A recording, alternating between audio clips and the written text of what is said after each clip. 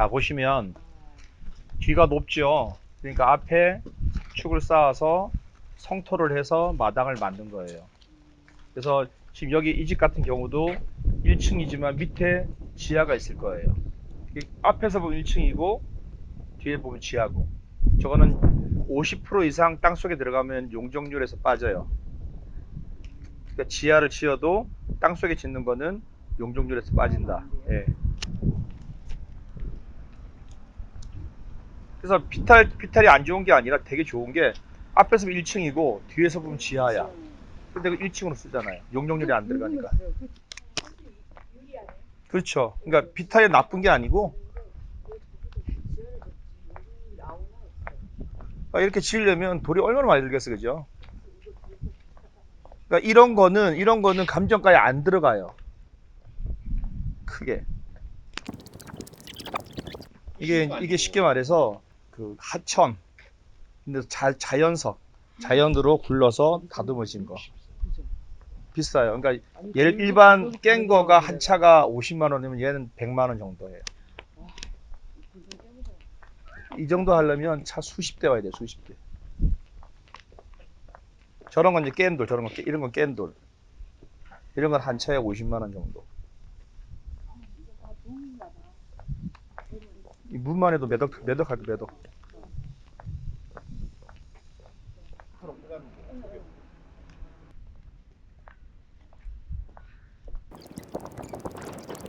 자, 저희가 팔각정이에요. 저기 북악 스카이 팔각정 유명하죠. 절로 이제 신혼여행들 차 택시 타고 드라이브 간 거예요, 이렇게 쭉. 근데 지금 보시면 여기서 보시면 앞에 앞산이잖아요. 앞산이 낮아 보이죠. 예, 그러니까 풍수지로 되게 좋은 거예요. 앞산이 이렇게 낮아 보이잖아요. 사실은 지금 저기 팔각정 앞쪽 거기서 보면 뭐가 보여요? 종로 대기업 회장님들이 더 많아요. 저기 경북 바로 옆쪽으로 이렇게 올라가는 도로. 왜냐면 저기서 보면 시내가 쭉 내다 보이거든. 서울 시내가 이렇게. 돈 있으면 살고 싶죠? 여기 정자에 앉아서 비 촥 맞으면 빗소리 들으면서 와인 한 잔. 여러분들 뭐 요새 TV 보면 강남은 주로 아파트, 그렇죠? 그리고 뭐 강동구 뭐 이쪽 보면 다 그 유명한 아파트들 가격이 뭐 분양가는 40억 하다가 지금은 150억 이렇게 되는 뭐 그런 아파트만 계속 나와야 되죠. 근데 또 반대로 또 연예인들 중에서 평창동 쉽게 말해서 우리나라 정말 옛날 그 부촌 그러니까 우리 그 회장님들 사시는 찐부자들 진짜로 담장이 높아서 안에 뭐가 있는지도 모르죠. 그쪽 평창동에 있는 물건인데 또 이런 분위기를 좋아하시는 분들은 이쪽으로 가서 살아요. 과거에는 저희 나라 50년대 그러니까 지금 60대 후반 이런 분들 보면 결혼하면 신혼여행 코스가 북악 스카이로 해가지고 택시 타고 부부자리 그런 시절이 있었잖아요, 그죠? 그러니까 이쪽을 이렇게 도는 거였어요. 그만 경치도 좋고 환경이나 위치도 좋고 전망도 참 좋은 곳인데 그러다 보니까 아무래도 부촌들이 생겨난 것 같습니다. 사실은 이제 좀 워낙에 가격 차이가 나고 그러다 보니까 그냥 그림의 떡이다 이게 아니라 여러분들도 보시면 야 정말 살고 싶다 어떤 그 의욕이 생겨야 표식이 생기니까 그죠? 한번 가보도록 할게요. 종로구 평창동이고 주택이에요. 주택인데 토지 면적이 500평이에요. 굉장히 크죠, 그죠? 건물 면적이 174평입니다. 제가 주택은 몇 평 이하라 했죠? 200평 이하를 주택이라고 해요. 그죠? 감정가가 154억 8,700. 자, 서울 20%씩 떨어지기 때문에 두 번 유치가 됐어요. 마당이고 주택이에요.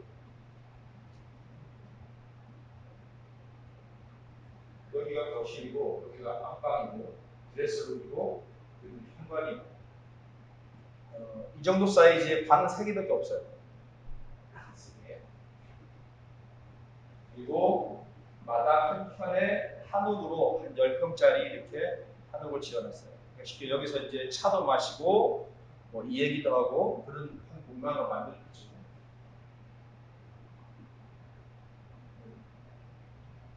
비스듬하니까 석축을 쌓아서 평평하게 한 다음에 담을 쌓아 올린 거예요.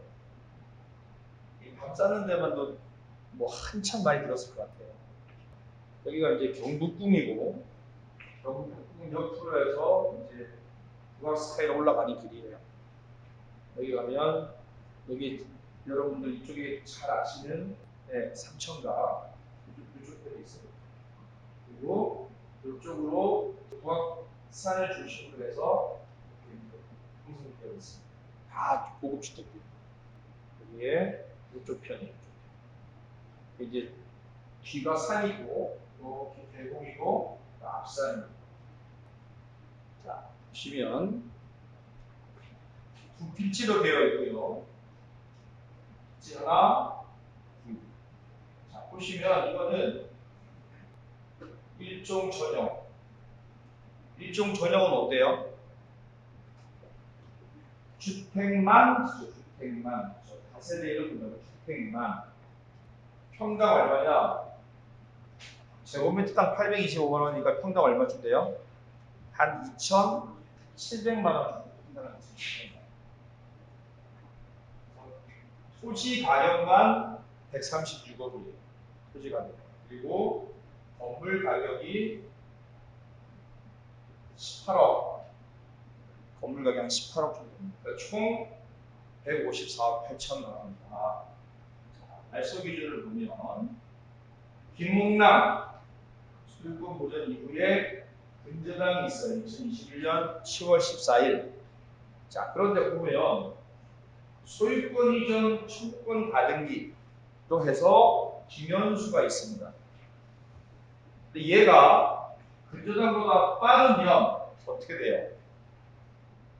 이 사람이 채권이 목적인지 물건이 목적인지에 따라서 바뀔 수 있겠죠. 이 사람이 채권이 목적이면 배당 신청을 했을 것이고 물건이 목적이면 안 했을 거예요. 만약에 선수일 때 근저당보다 빠를 때 근데 지금 후순위니까 어때요? 내가 뭐 사고 팔기 하기로 계약을 했던 뭐 했던 간에 근저당보다 후순위면 말소된다. 말소 없어지는 거예요. 없어지는데 이 사람이 얼마냐? 26억을 했어요. 김현수가 다음 주 26억 900을 했어요.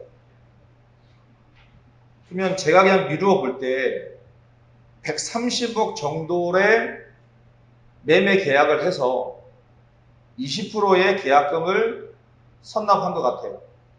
그러면 130억이면 20%면 26억이죠. 그죠? 거기에 대한 이제 이자까지 압류를 한 겁니다. 자, 그러면 지금 현재 99억이에요. 99억. 만약에 99억에 누가 다른 사람이 낙찰이 되면 여기 1순위가 얼마예요? 1순위 근저당권자가 80억 7천만 원이에요. 언제? 24년 10월 기준으로. 이때부터 이자가 연체 이자가 붙겠죠, 그죠? 그렇게 해서 지금 2025년 몇 월 달이에요? 7월이죠. 그럼 이게 배당이 될 때까지 이자가 계속 붙겠죠, 그죠? 그럼 7월이니까 3개월 정도 잡으면 10월 달. 정확하게 1년, 12달 이자가 붙을 거예요, 여기서. 80억에 대한 이자가. 약 20% 계산하기 편하게 20%라 치면 80억에 연 20%면 얼마예요? 16억이죠. 그죠? 16억. 그러면은 80억에 16억이 얼마예요? 96억이잖아. 근데 채권 최고가 얼마예요? 90억이죠. 90억이 찬다는 얘기예요. 쉽게 말해서. 그러니까 90억까지 배당을 받을 수 있어요. 누가? 트로바 인베스트먼트요, 대부분. 그럼 누가 99억의 낙찰을 받으면 90억은 1순위한테 근저당으로 갑니다. 나머지 9억이 어디로 가요? 나머지 9억은 배당 순서에 의하면 김현수한테 오겠죠. 근데 본인은 26억을 계약금으로 내놨어요. 근데 실제로 받는 건 9억밖에 배당을 못 받아. 그럼 얼마 손해예요? 17억 손해예요. 17억. 그죠? 17억을 그냥 날리는 거예요. 그럼 여기서 이 사람이 130억에 이걸 살려고 계획을 했다면 지금 이 사람이 여기에 입찰할 수 있는 제일 가까운 사람 누굴까?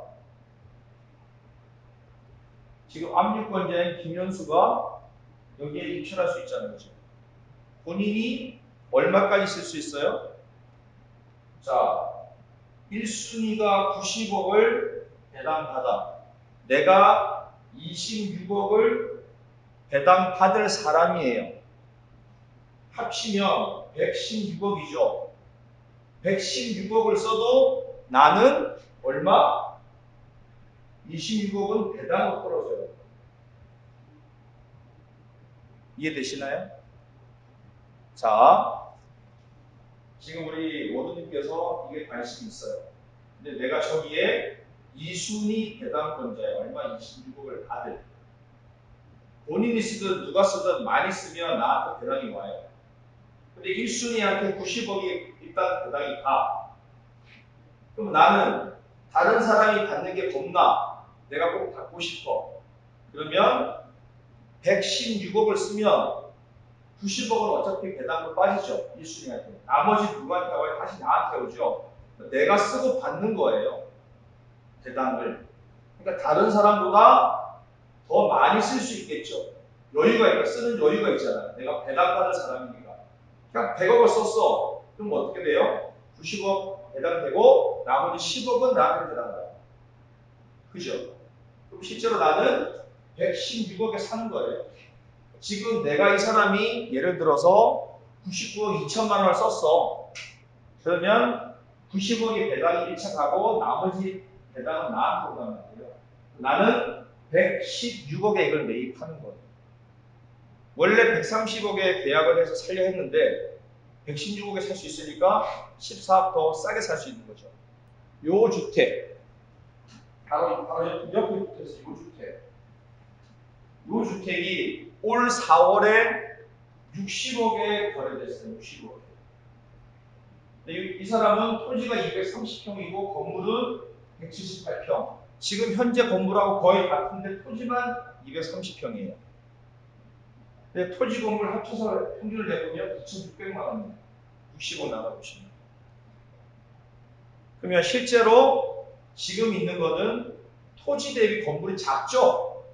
500평에 같은 178이니까, 그죠?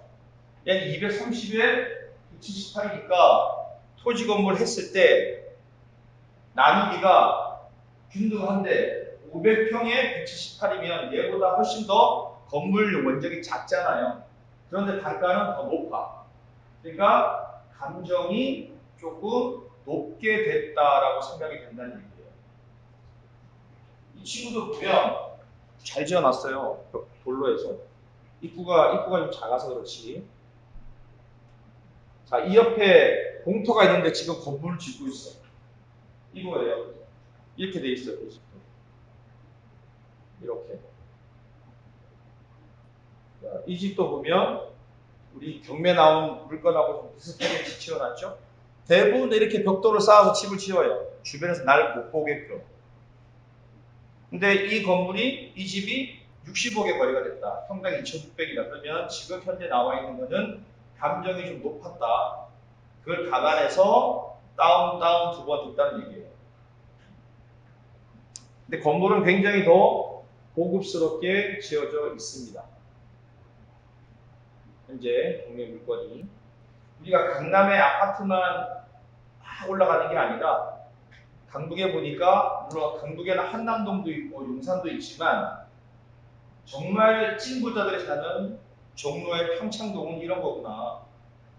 아주 옛날부터 이렇게 정말 변함없는 철옹성 같은 주택들을 가지고 있고 계속 또 지어지고 있고 가격도 계속 올라가는구나. 일종 전형인데 불구하고 얘네들은 이종으로 종상향되는 게 싫어요. 왜? 종상향되면 어떻게 돼요? 3층, 4층 막 올라가고 옆집이 보이고 막 세입자들 오고 상가도 생기고 시끄럽겠죠. 그게 싫은 거야.